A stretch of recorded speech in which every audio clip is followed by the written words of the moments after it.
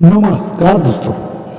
भगवान श्री कृष्ण बोले, मैंने इस अविनाशी योग को सूर्य से कहा था।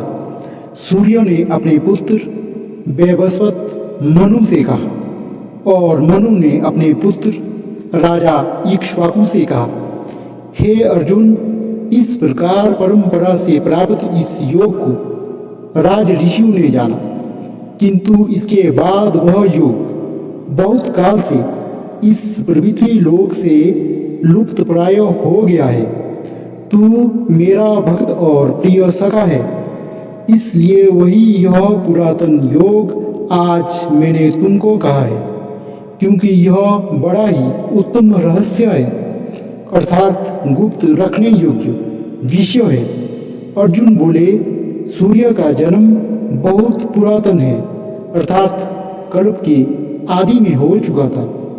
तब मैं इस बात को कैसे समझूं कि आप ही ने कल्प के आदि में सूर्य से यह कहा था, हे परिणतप, मेरे और तेरे बहुत से जन्म हो चुके हैं, उन सब को तू नहीं जानता, किंतु मैं जानता हूँ। मैं अजन्म और अविनाशी स्वरूप होते हुए भी तथा समस्त प्राणियों का ईश्वर होते हुए भी अपनी प्रकृति को अधीन करके अपनी योग माया से प्रकट होता हूँ। हे भारत, जब जब धर्म की हानि और अधर्म की वृद्धि होती है, तब तब मैं अपने रूप को रचता हूँ, अर्थात साकार रूप में लोगों के सम्मुख प्रकट होता हूँ, साधु पुरुषों का उद्धार करने के लिए और पाप कर्म करने वालों का विनाश करने के लिए और धर्म की अच्छी तरह से स्थापना करने के लिए मैं युग युग में प्रकट हुआ करता हूँ। भगवान श्री कृष्ण अर्जुन को समझाते हुए कहते हैं, हे अर्जुन, मेरे जन्म और कर्म दिव्य है, अर्थात निर्वाण और अलौकिक है। इस प्रकार जो मनुष्य तत्व से जान लेता है, वह शरीर को त्याग कर फिर से जन्म को प्राप्त नहीं होता, किंतु मुझे ही प्राप्त होता है। पहले भी जिसके राग, भय और क्रोध सर्वथा नष्ट हो गए थे और जो मुझ में अनन्य प्रेम पूर्वक स्थित रहते थे, ऐसे मेरे आश्रित रहने वाले बहुत से भक्त ज्ञान रूप तप से पवित्र होकर मेरे स्वरूप को प्राप्त हो चुके हैं। हे अर्जुन, जो भक्त मुझे जिस प्रकार भजता है, मैं भी उनको उसी प्रकार भजता हूँ, क्योंकि सभी मनुष्य सब प्रकार से मेरे ही मार्ग का अनुसरण करते हैं।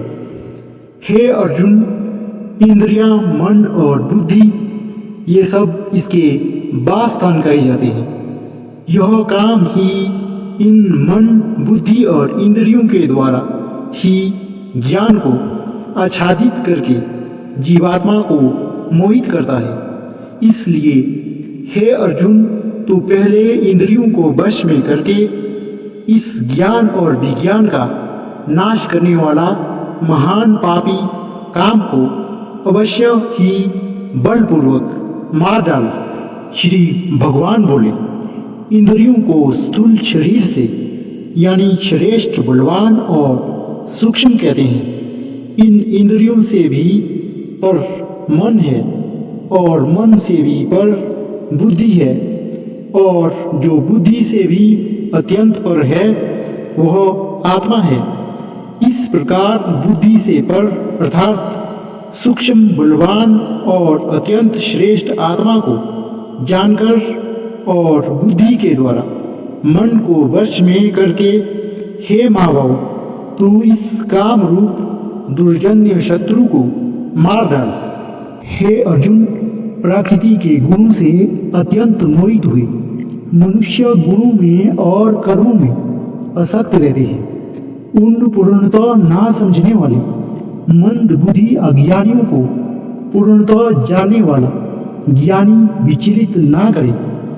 मुझ अंतर्यामी परमात्मा में लगे हुए चित्त द्वारा संपूर्ण कर्मों को मुझको अर्पण करके आशा रहित, ममता रहित और संताप रहित होकर युद्ध कर जो मनुष्य दोष दृष्टि से रहित और श्रद्धा युक्त होकर मेरे इस मत का सदा अनुसरण करते हैं वे भी संपूर्ण कर्मों से छूट जाते हैं। श्री भगवान बोले, परंतु जो मनुष्य मुझमें दोष रोपण करते हुए मेरे इस मत का अनुसरण नहीं करते हैं उन मूर्खों को तो संपूर्ण ज्ञानियों से मोहित और नष्ट हुआ ही समझ सभी प्राणी प्रकृति को प्राप्त होते हैं, अर्थात अपने स्वभाव से परवश हुए कर्म करते हैं।